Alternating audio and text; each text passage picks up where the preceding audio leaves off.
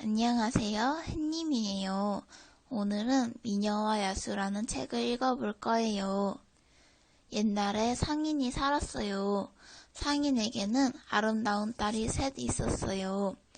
큰딸과 작은딸은 욕심이 많고 마음씨가 나빴어요. 막내딸은 얼굴만큼이나 마음씨도 고왔어요. 사람들은 막내딸을 미녀라고 불렀지요. 어느 날 아버지는 장사가 망해 재산을 몽땅 잃고 말았어요. 아버지는 큰 도시로 떠나기로 했어요. 얘들아, 돈을 많이 벌어 돌아올 테니 갖고 싶은 게 있으면 말하렴. 철딱선이 없는 큰딸과 작은딸이 말했어요. 멋진 옷과 보석 머리핀을 꼭 사오셔야 해요.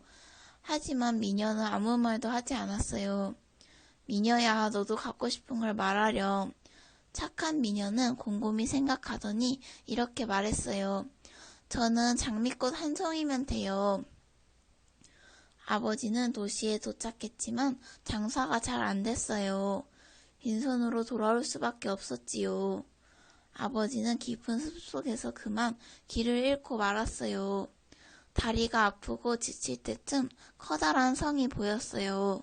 아버지는 허둥지둥 성 안으로 들어갔어요. 벽난로에는 불이 활활 타오르고 있었고 식탁 위에는 맛있는 음식이 가득 차려져 있었어요. 누군가 나를 위해 음식을 차려놓은 것만 같군. 아버지는 허겁지겁 음식을 먹어 치웠어요. 그러고는 깊은 잠에 빠졌어요. 다음날 아침 아버지는 정원으로 나가보았어요. 정원에 핀 장미꽃을 보자 막내딸이 생각났어요. 아, 미녀에게 장미꽃을 가져다 두기로 했지?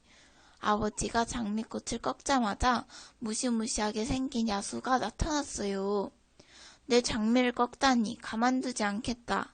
아버지는 벌벌 떨며 사정을 털어놓았어요. 좋다. 그럼 막내딸을 데려와라. 석 달 안에 데려오지 않으면 네 목숨을 빼앗겠다. 아버지는 그러겠다고 약속하고 나서야 집으로 돌아올 수 있었어요. 큰딸과 작은딸은 빈손으로 돌아온 아버지를 보고 입을 삐죽거렸어요. 하지만 미녀는 아버지가 걱정스러웠지요. 아버지, 무슨 일이 있었어요? 아버지는 그동안 있었던 일을 이야기했어요. 어리석게도 너를 야수한테 주겠다고 약속했단다. 차라리 내가 죽는 게 나았는데. 걱정 마세요. 제가 그곳으로 가겠어요. 아버지는 미녀를 껴안고 눈물을 흘렸어요. 아버지와 미녀는 야수의 성으로 갔어요. 성 안에 두 사람이 먹을 음식이 차려져 있었어요. 그때 갑자기 땅이 흔들리고 쿵쿵 소리가 나더니 끔찍하게 생긴 야수가 모습을 드러냈어요. 아버지는 야수가 딸을 잡아먹을까봐 무섭고 슬펐어요. 미녀 역시 두려워서 몸이 바들바들 떨렸지요. 딸만 남기고 이곳을 떠나라. 그리고 다시는 찾아오지 마라. 그런 뒤 야수는 어디론가 사라졌어요.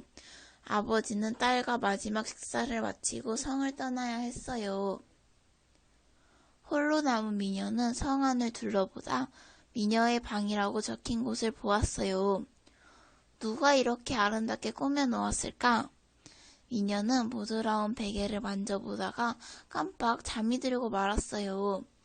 잠시 뒤 눈을 떠보니 야수가 내려다보고 있지 않겠어요?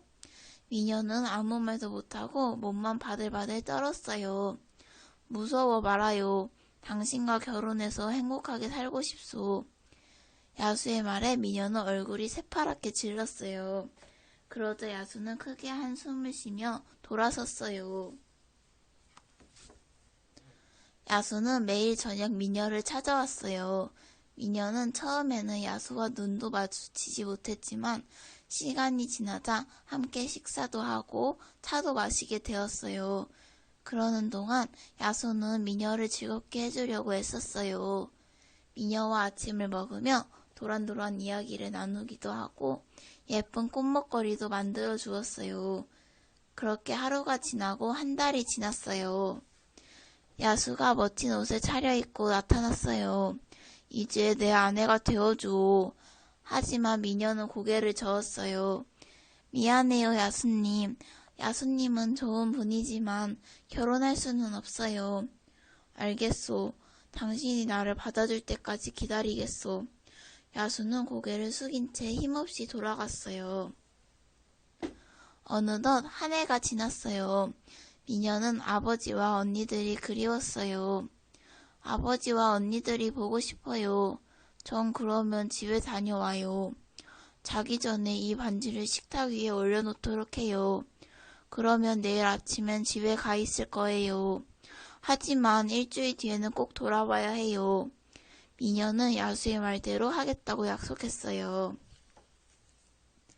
다음날 아침 눈을 뜬 미녀는 집에 와 있었어요. 미녀는 지금까지 있었던 일을 이야기했어요. 아버지, 제 걱정은 마세요. 야수는 겉모습은 무섭지만 마음씨가 고와요. 저를 무척이나 소중하게 아껴준답니다. 두 언니는 미녀의 이야기를 듣고 잔뜩 심통이 났어요. 일주일 뒤 미녀가 떠나려 하자 못된 언니들은 슬퍼하는 체하며 말했어요. 며칠만 더 있어. 이번에 가면 언제 볼지 모르잖니. 미녀는 야수와 한 약속이 마음에 걸렸지만 일주일을 더 머물기로 했어요. 집에 온 지 열흘째 되는 밤이었어요. 약속을 지키지 못한 미녀는 야수가 걱정되었어요. 그래서 성으로 돌아가기로 마음먹고 자기 전에 반지를 식탁 위에 올려놓았지요. 다음날 눈을 떴을 때 미녀는 성으로 돌아와 있었어요. 야수님, 어디 있어요? 미녀는 야수를 찾았지만 어디에도 보이지 않았어요. 마침내 정원의 나무 그늘 아래에 죽은 듯이 쓰러져 있는 야수를 보게 되었어요. 미녀가 약속을 지키지 않았기 때문에 야수가 죽어가는 것이었어요. 미녀는 왈칵 눈물을 쏟으며 울부짖었어요. 야수님, 미안해요. 죽으면 안 돼요. 사랑하는 야수님, 어서 일어나 나와 결혼해주세요. 미녀는 야수에게 입을 맞추었어요. 그러자 야수의 얼룩덜룩한 살갗이 녹아 떨어졌어요. 우락부락했던 모습은 늠름하고 잘생긴 왕자로 변했지요. 왕자는 미녀를 힘껏 껴안았어요. 당신은 누구세요? 나의 야수님인가요? 이제 야수가 아니랍니다. 나는 7년 동안 마법에 걸려 있었어요.